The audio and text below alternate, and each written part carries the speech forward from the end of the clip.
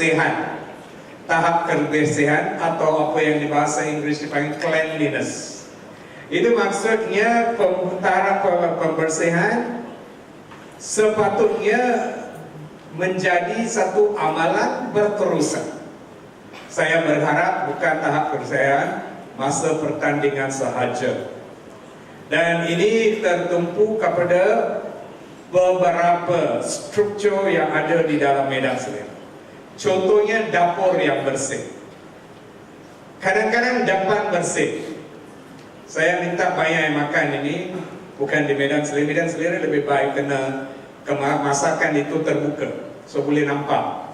Tapi di dalam kedai-kedai makanan ini, tolong pergi ke dalam dapur dan tengok tahap kebersihan di dalam dapur.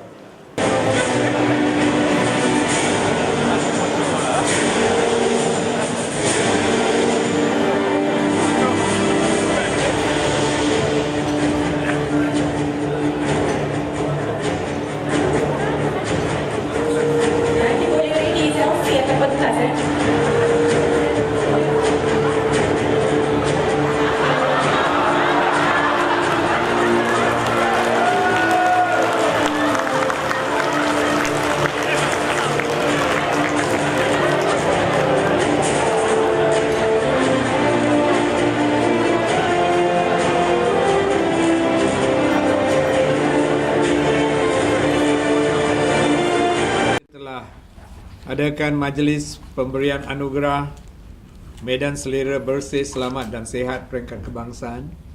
Itu satu pertandingan untuk memberi anugerah kepada Medan Selera yang diuruskan oleh pihak berkuasa tempatan di seluruh negara. Dan ini kali yang pertama pertandingan ini diadakan dan 22 Medan Selera telah mengambil bahagian yang telah dibagikan kepada dua kategori. Kategori satu ialah yang mempunyai bilangan gerai yang 30 ke bawah. Yang kategori nombor 2 ialah yang mempunyai gerai 31 ke atas. Dan mereka telah diasaskan, dinilai daripada beberapa sudut untuk pastikan tahap kebersihan, tahap keselamatan dan kesihatan makanan yang telah diedarkan. Dan seperti yang saya telah terangkan di dalam ucapan saya, penjajah-penjajah kecil memainkan satu peranan yang mustahak di dalam kehidupan seharian rakyat Malaysia. Daripada ini pun sudah jadi salah satu daripada budaya Malaysia, bahawa makan di gerai itu sudah menjadi sebahagian daripada budaya Malaysia.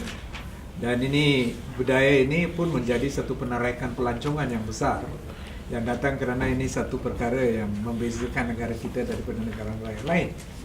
Kerana melalui penjajah-penjajah kecil ini kita boleh mendapat pelbagai jenis hidangan dengan harga yang murah dan senang didapat. Dan untuk golongan berpendapatan rendah, ini membolehkan mereka mendapat makanan yang telah dimasak secara harga yang berpatutan. Dan daripada segi itu, saat ini perkembangan penjajah adalah satu perkara yang mesti disokong oleh kerajaan daripada semua segi. Bila saya maksudkan di dalam ucapan saya penyokong kuat, maksud saya kerajaan mesti menambahkan lagi peluang-peluang untuk lebih penjajah. Lesen yang diberi secara lebih senang, gerai-gerai yang ditambah dan sebagainya. Tetapi di dalam proses itu kita tak boleh lari daripada tanggungjawab untuk pastikan bahawa gerak kerja itu diasaskan kepada prinsip-prinsip yang sehat, selamat dan bersih. Dan kerana rakyat datang makan ini, mesti mereka mempunyai keyakinan bahawa makanan ini tidak akan membawa apa-apa jenis kesan yang lain atau kesan sampingan yang tak berapa baik. Untuk itu, saya ingat proses pendidikan sangat mustahak. Walaupun di dalam segi semasa mereka mendapat lesen itu, mereka diwajib melalui satu kursus pendek yang 3 jam itu untuk menjadi seorang yang boleh menjual makanan. Di dalam majlis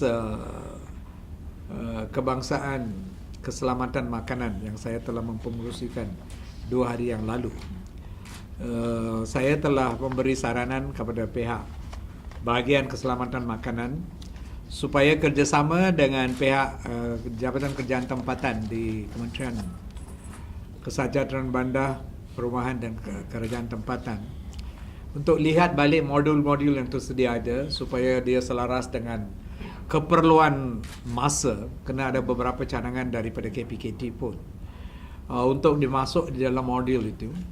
So saya telah minta mereka untuk lihat balik yang dia ada supaya mereka yang boleh mendapat pendedahan kepada maklumat dan pengetahuan terkini di dalam bidang ini. Dan saya berharap melalui perkara ini gerai-gerai makanan kita akan nampak lebih bersih, menjadi tempat yang selamat dan menghidangkan makanan yang sihat. Okay? Siva, where's my speech? Right here. Sebagai butiran di kawalan bahagian kawalan makanan di dalam kementerian,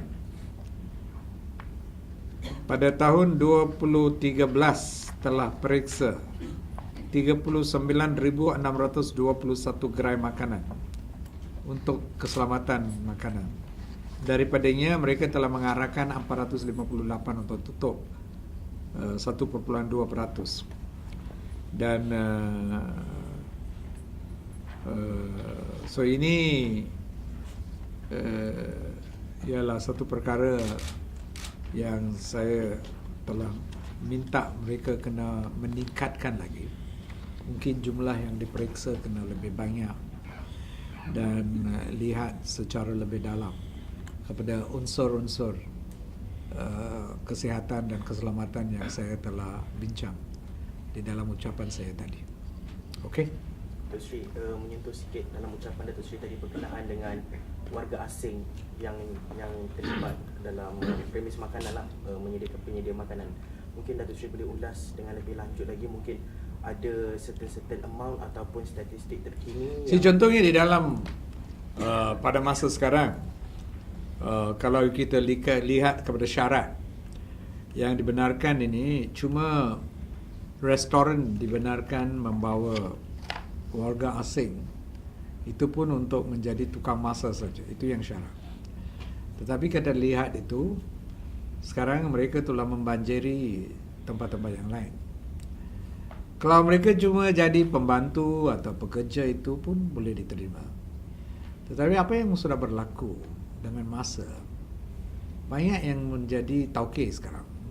Mereka yang menguruskan gerai itu atau kedai itu. Ini keadaan ini telah berlangsung kerana lesen selalu diberi kepada orang tempatan saja. Kerana melalui syarat-syarat yang tersedia ada di dalam PPT, mereka cuma boleh beri lesen kepada orang tempatan. So mereka yang asing itu kalau dapat lesen, mereka dapat itu melalui orang tempatan. Dan itulah satu perkara yang saya telah tegaskan tadi. Orang tengah janganlah ambil satu jalan yang pendek, shortcut, untuk mendapat keuntungan sedikit. Kerana implikasi panjang masa perkara ini satu implikasi yang begitu besar. Kerana dengan masa saya boleh nampak, dengan penambahan perniagaan yang sekarang telah dibanjiri oleh warga asing ini, tiap-tiap kali mereka ambil alih satu jenis perniagaan ini bermaksud peluang itu sudah kurang untuk orang tempatan. So daripada segi itu, generasi muda khususnya kena tempat satu kesedaran bahawa tiada ada shortcut untuk mendapat kejayaan. Tiada shortcut. Kalau ditanya orang yang lama itu, semua ada kerja kuat. Mereka telah melalui satu jalan yang mempunyai pelbagai jenis halangan. Dan di dalam proses mengatasi halaman inilah kita mendapat pengalaman. Dan itu yang akan meningkatkan kekuatan seseorang. Kalau mereka tidak mau menceburi di dalam bidang ini dan mereka mau mendapat pengalaman, atau takut, lama-lamanya kekuatan persaingan di dalam generasi muda ini akan menghadapi ancaman. Itu yang dimaksudkan oleh saya di dalam melahirkan satu generasi yang boleh bersaing di dalam pelbagai keadaan dan berjaya di dalam keadaan itu. Mereka mesti sedia untuk terima cabaran dan cari macam mana boleh menghadapi cabaran dan mengatasi cabaran. So itulah apa yang harapkan kalau kita kena melahirkan generasi yang kuat daripada semua segi supaya mereka boleh melibatkan diri di dalam aktiviti-aktiviti macam ini. Okey? Sebenarnya modul tadi tu dijangka akan mula digunakan di modul yang untuk latih 3 jam. Saya tidak menetapkan satu jangka masa, secepat mungkin lah. When they can sit down and work and look at it, dan sudah sedia. Maybe sometimes next year. Early part of next year, yeah. Masalah warga asing mengambil alih negara ini serius dari seluruh negara. Saya boleh beri soal persepsi saja, tapi butiran itu saya tak ada. Mungkin ni kena tanya Kementerian Dalam Negeri tentang jumlah butiran. Tapi secara resmi yang ada 2.4 juta. Tapi saya diberitahu tak rasmi itu 2 kali ganda. So you can see the seriousness of the issue. Yeah. Datuk Seri, mungkin ada antara mereka yang gagal dalam saringan sebab mungkin Datuk Seri boleh ulas berkenaan dengan saringan kesihatan. Saringan kesihatan cuma boleh dibuat untuk mereka yang datang secara rasmi. Kalau mereka datang secara rasmi, memang kita buat saringan kesihatan di negara asal mereka. Lepas itu saringan kesihatan di Malaysia. Dan daripada proses itu memang saya ingat itu proses yang baik kerana butiran kita menunjukkan cuma 3% yang sudah mungkin yang sudah melalui saringan tetapi tidak dikesan di negara mereka tak lebih, tapi dikesan di negara kita sebab ada penyakit-penyakit tertentu. Tapi mereka ini tak jadi masalah kalau diuruskan secara baik. Isu yang mereka yang datang tanpa izin dan mereka yang datang untuk bidang yang lain tapi kerja di bidang yang lain. So inilah isu penguatkuasaan. Dan saya harap agensi-agensi berkaitan boleh meningkatkan penguatkuasaan mereka. Okey? Ada statistik yang gagal ujian saringan. 3% only. 3% daripada, this is for those who are rasmi. Okay? Ada statistik tentang cas untuk foreign workers yang akan ditingkatkan stages until 2017. Bagaimana dengan mereka warga tempatan yang berkahwin dengan warga asing tidak mendapat status PR? Mereka akan jatuh di dalam kumpulan itu juga buat sementara. Selepas mereka sudah status PR, kita akan beri rawatan seperti rakyat di sini. Adakah dia akan turut mengambil kira gaji mereka? Maksudnya Untuk warga asing? Ya, warga asing. Income. No, ini bukan, ini kita cuma charge cost itu. Cost. Kerajaan tidak mendapat untung daripada itu. Apa yang cost yang sebenar. Sampai sekarang kita beri subsidi. Itu kalau cost rawatan ialah RM100. Kita dah memberi subsidi yang tinggi, saya ingat 60% subsidi. Sekarang apa yang kita buat untuk mengurangkan subsidi itu? Dato', do we have a statistics on foreign workers using our hospital facilities and healthcare system? Well, just now only I had a discussion with Klang Hospital. Then they told me it's about 10 to 14% of all their inpatients.